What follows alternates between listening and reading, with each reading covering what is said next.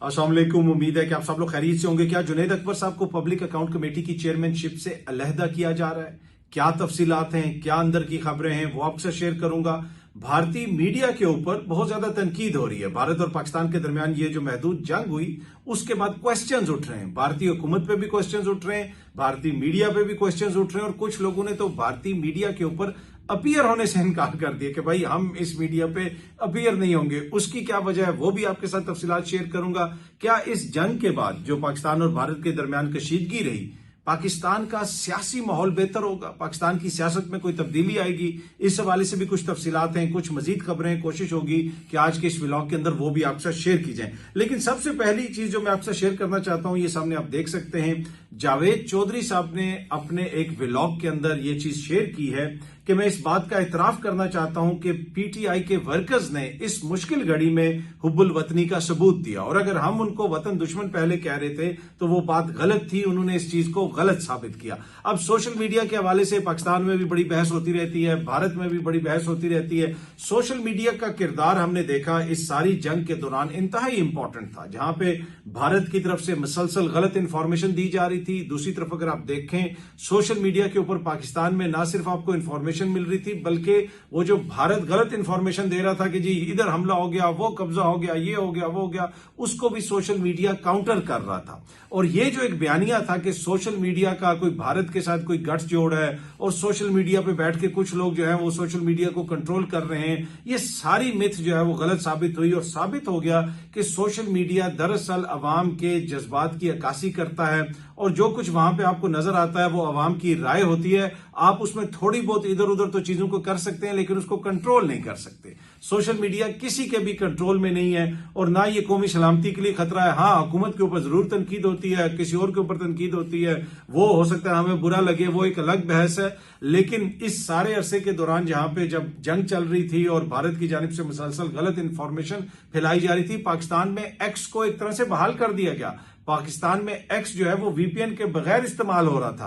तो अगर वो कौमी सलामती के लिए खतरा था या कोई नेशनल सिक्योरिटी के इश्यूज थे तो फिर एक्स के साथ साथ जो दीगर हैं प्लेटफॉर्म्स उनके ऊपर भी पाबंदी लग जानी चाहिए थी। तो ऐसी कोई बात नहीं है। हमने देखा सोशल मीडिया के ऊपर, टिकटॉक के ऊपर जो वीडियोज आ रही थी कि जहां पे भी कहीं पे जाके जवानों ने कोई गाड़ी लगाई, किसी गांव के अंदर कोई उन्होंने कोई अपनी पोजीशन संभाली खेतों के अंदर, तो अवाम साथ साथ वीडियोज भी बना रहे थे सोशल मीडिया पे, उनसे अपनी मोहब्बत का इजहार भी कर रहे थे, उनको लुक आफ्टर भी कर रहे थे। और वो पूरी चीज हमने देखी कि सोशल मीडिया के ऊपर पाकिस्तान का जो बयानिया था, पाकिस्तान का जो नैरेटिव था, वो उभर के सामने आया। क्यों उभर के सामने आया? क्योंकि वो कौम के जज्बात थे।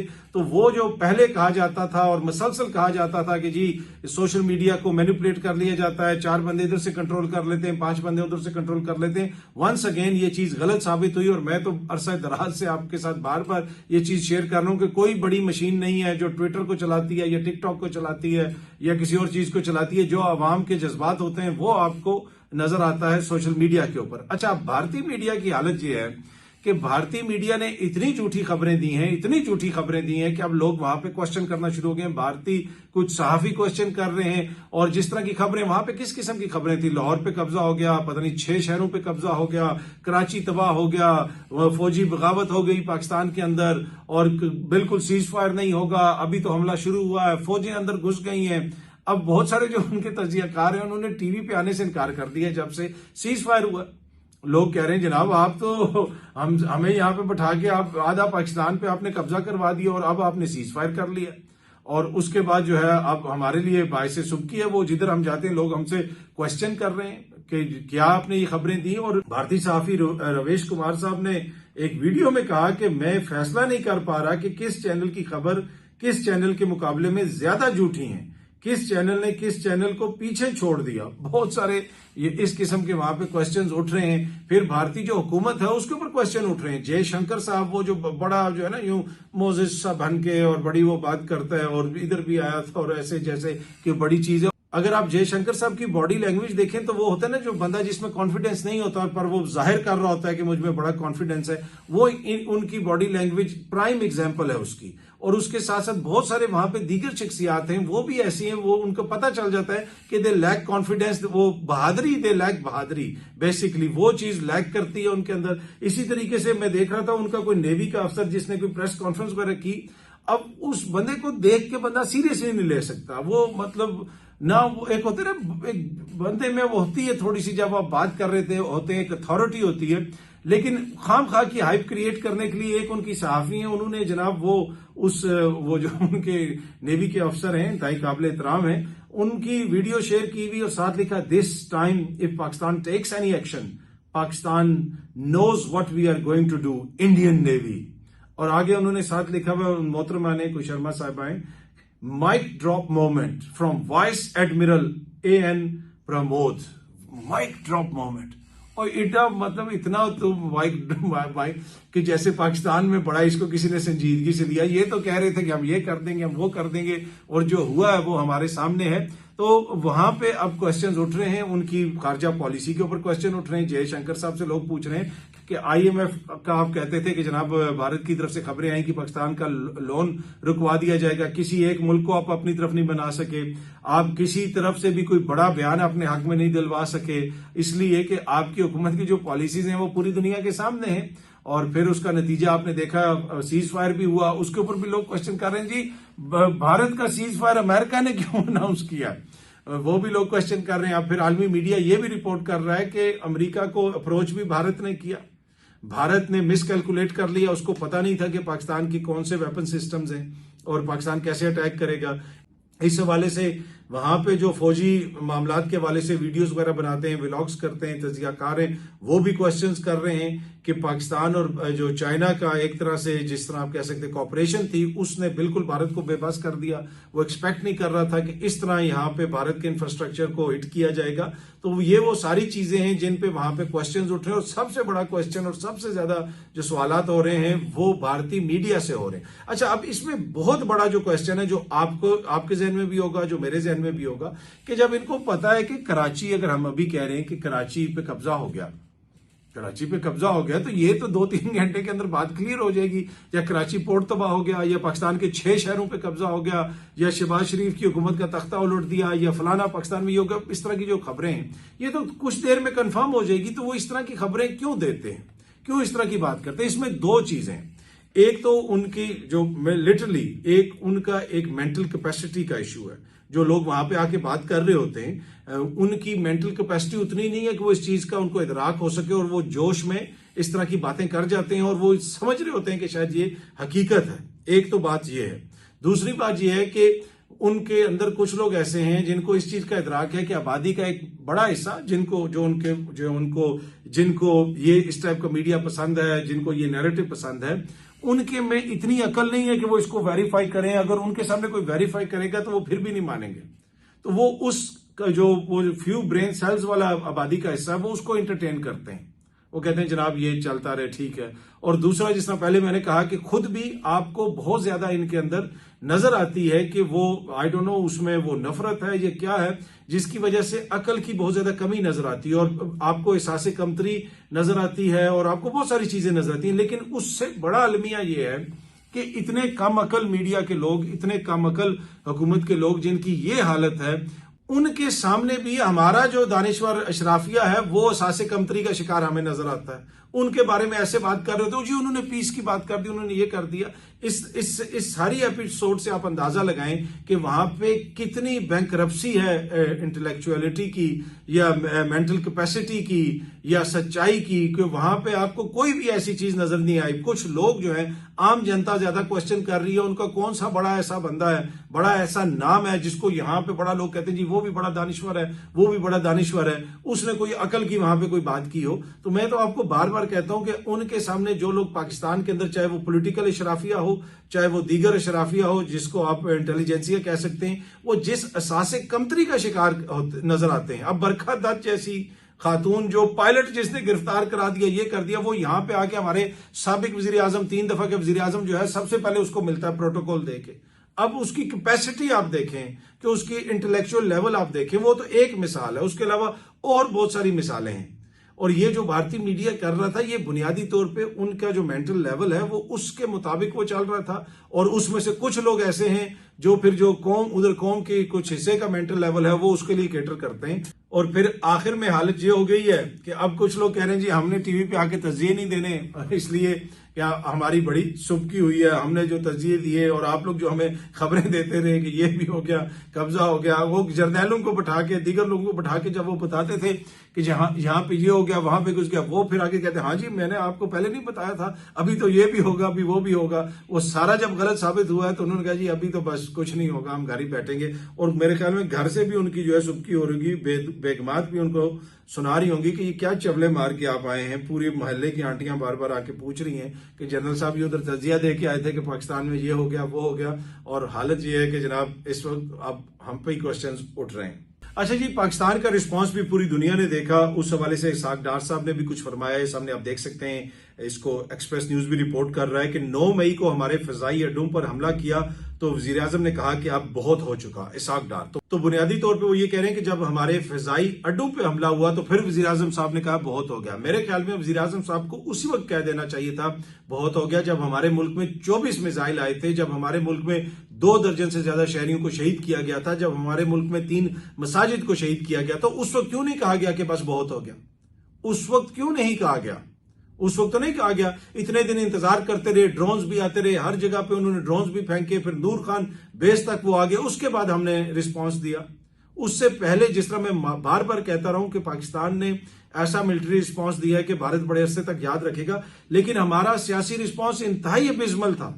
इंतहाई हमने कमजोरी का मुजाहरा किया। दोबारा इसाक डार साहब ने कहा कि जी उनका कहना था कि शायद 10 से 15 जहाज गिरते, मगर जिन जिन जहाजों ने पेलोड फेंके उन्हें निशाना बनाया, जिसकी वजह से 5 गिरा। भाई क्यों तुमने उनके 14-15 जहाज छोड़े? अब क्या आप सोच सकते हैं कि हम हालते जंग में हो, हम उनके जहाज छोड़ दें? भाई हो सकता है कि ये जंग जो है आगे मजीद चलती, तो हमारे पास तो मौका था, और फिर भी हमने उनके अगर जहाजों को इजाजत नहीं दी गई सियासी तौर पे कि जहाजों को हम टारगेट करें सारों को, तो क्या ये कोई वाइज डिसीजन था?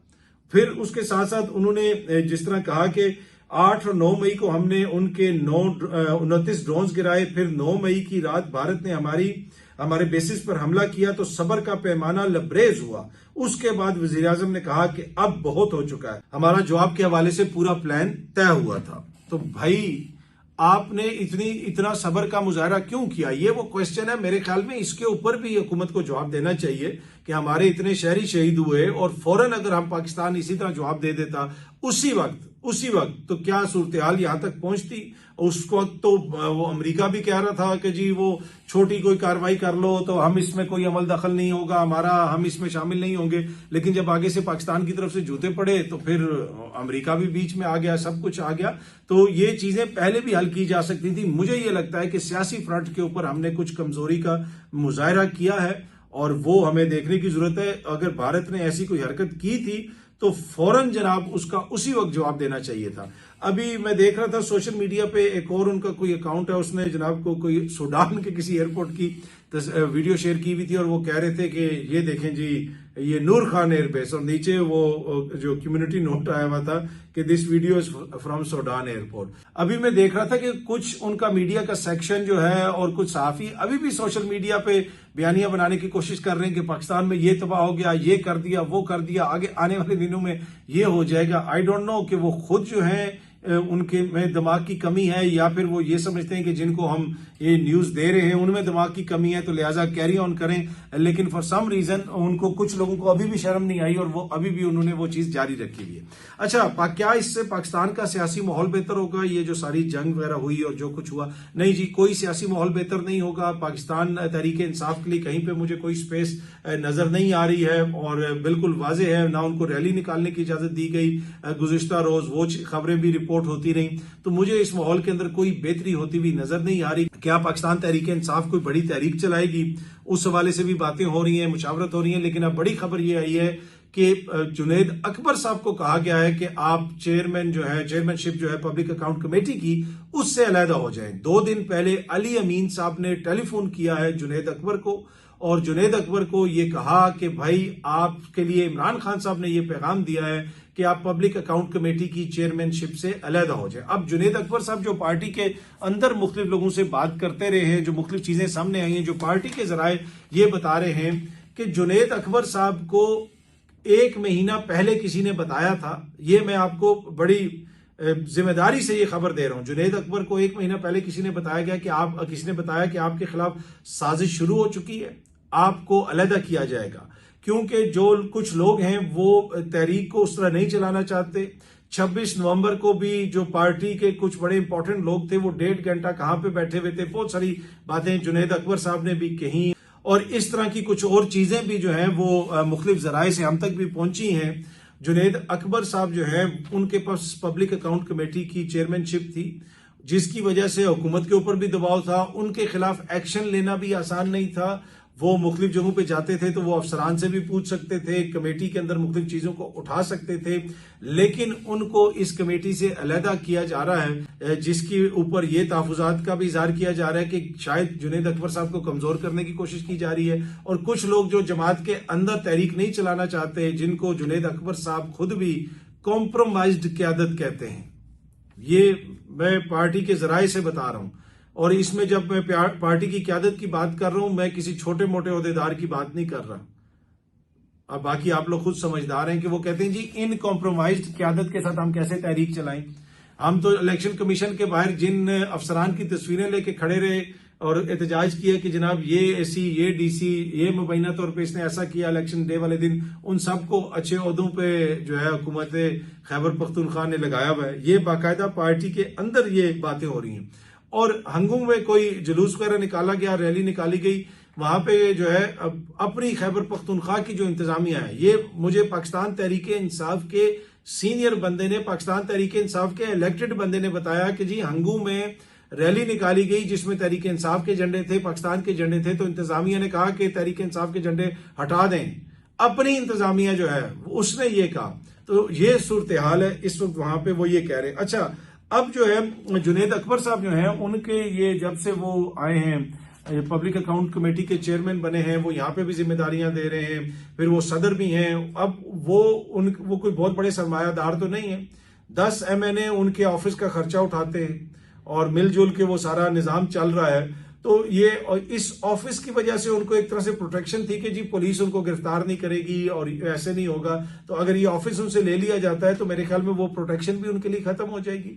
और अली अमीन साहब ने जब इमरान खान साहब से मुलाकात की है, क्या कौन सी ऐसी बात की कि जिसकी वजह से इमरान खान साहब ने फौरन पैगाम भेजा कि जुनैद अकबर साहब को इस ओहदे से अलहदा करो। जुनैद अकबर को या तो इमरान खान साहब से मिलने दिया जाए, इमरान खान साहब से मिलने भी नहीं दिया जा रहा, और इस तरह का कोई पैगाम भी आ गया है। पर एनीवे अब देखते हैं कि आगे क्या होता है। हो सकता है जुनैद अकबर साहब जो हैं वो बाकी ओहदों से भी जो है वो अलहदगी इख्तियार कर रहे हैं, लेकिन फिलहाल कोई उन्होंने ऐसा फैसला नहीं किया।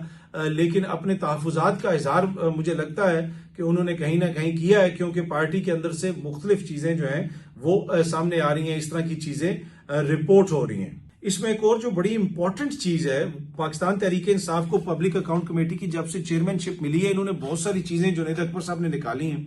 अब ये उस तरह पैसे खाने वाले भी नहीं है, इनकी रेपुटेशन वैसी भी नहीं है कि ये बंदा करप्ट नहीं है, सख्त बात करता है। आपको याद होगा इसको बार बार गिरफ्तार किया गया, मुख्तलिफ थानों में फिराया गया, फिर इसने जो कौमी असेंबली में तकरीर की वो भी बड़ी सख्त तकरीर थी। तो जुनैद अकबर साहब तो एक उनका इस तरह का रवैया है, और उनको जब इस चेयरमैनशिप से अगर हटा दिया गया तो एक तरफ ये भी कहा जा रहा है कि फिर हो सकता है कि या तो किसी मनपसंद बंदे को तहरीक इंसाफ के अंदर से चेयरमैनशिप मिले, लेकिन कभी इम्कान ये है कि हो सकता है कि फिर चेयरमैनशिप पब्लिक अकाउंट कमेटी की तहरीक इंसाफ को मिले ही ना। अब लोग कहेंगे यही कैसे हो सकता है भाई, जो सब कुछ हो रहा है 26वीं आईनी तरमीम से लेके दीगर चीजें तक, मेरा नहीं ख्याल कि किसी को कोई सरप्राइज होना चाहिए कि इवन के नवीद कमर साहब का नाम भी फ्लोट हो रहा है। मुख्तलिफ सर्कल्स के अंदर ये भी बात हो रही है कि जुनैद अकबर साहब को अगर उतारा गया तो उसके बाद हो सकता है कि नवीद कमर साहब को पब्लिक अकाउंट कमेटी का चेयरमैन बना दिया जाए, लेकिन ये कोई कंफर्म खबर नहीं है। मुख्तलिफ जिसे आप चैटर कहते हैं ना, मुख्तलिफ ऐवान जो होते हैं इक़्तिदार के, उसमें अपोजिशन भी है, हुकूमत भी है, दीगर सर्कल्स भी हैं, जो उधर वहां पे बातें हो रही हैं वो मैं आपके साथ शेयर कर रहा हूं। तो जुनैद अकबर साहब को जनाब कहा गया है कि आप पब्लिक अकाउंट कमेटी से की चेयरमैनशिप से अलहदा हो जाएं, जिससे वाज़ेह है कि पार्टी के अंदर भी इख्तलाफात हैं, कुछ ना कुछ मामलात हैं, या फिर शायद वो ये चाहते हैं कि वो सिर्फ एहतजाज के ऊपर कॉन्सेंट्रेट करें और पब्लिक अकाउंट कमेटी का चेयरमैनशिप जो है वो किसी और को दे दी जाए। अगले आने वाले कुछ दिनों के अंदर ये सिचुएशन क्लियर होगी, लेकिन ये मैं आपको खबर दे रहा हूं कि जुनैद अकबर साहब तक एक महीना पहले ये खबर पहुंची थी और बड़े मोतबर जराए से पहुंची थी, और उनको किसी ने कहा था कि आपके खिलाफ साजिश शुरू हो गई है, अब आपको चेयरमैनशिप से हटाया जाएगा ताकि आपको साइडलाइन किया जाए और आपके पास जो थोड़ा बहुत इंतजामी इख्तियार है, जो 4 बंदे आपकी बात सुन लेते हैं वो भी आपकी बात ना सुने, फिर आप इस कॉम्प्रोमाइज सारी सूरत हाल के अंदर और क़यादत के साथ कैसी तहरीक चलाएंगे और कितनी तहरीक चलेगी। तो ये इस तरह की बातें जुनैद अकबर साहब तक, इस तरह की खबरें जुनैद अकबर साहब तक पहुंच रही थी और अब जनाब ये खबर इस तरह की रिपोर्ट हो रही है कि जुनैद अकबर साहब को पैगाम दिया गया है।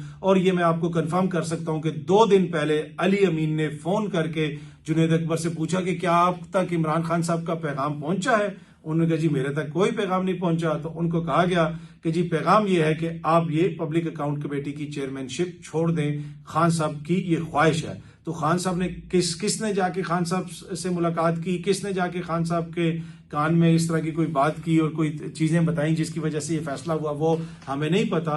खान साहब ने क्या जुनैद अकबर से मुलाकात की, ये भी एक सवाल उठ रहा है कि जुनैद अकबर को बुलाया क्यों नहीं, उन्होंने ये पैगाम क्यों नहीं भेजा कि जुनैद अकबर को बुलाओ, मैं उससे मिलना चाहता हूं। पर एनीवे ये अब तक की तफसीलात हैं। बहुत जल्दी आप सब दोस्तों से दोबारा मुलाकात होगी। Thank you very much.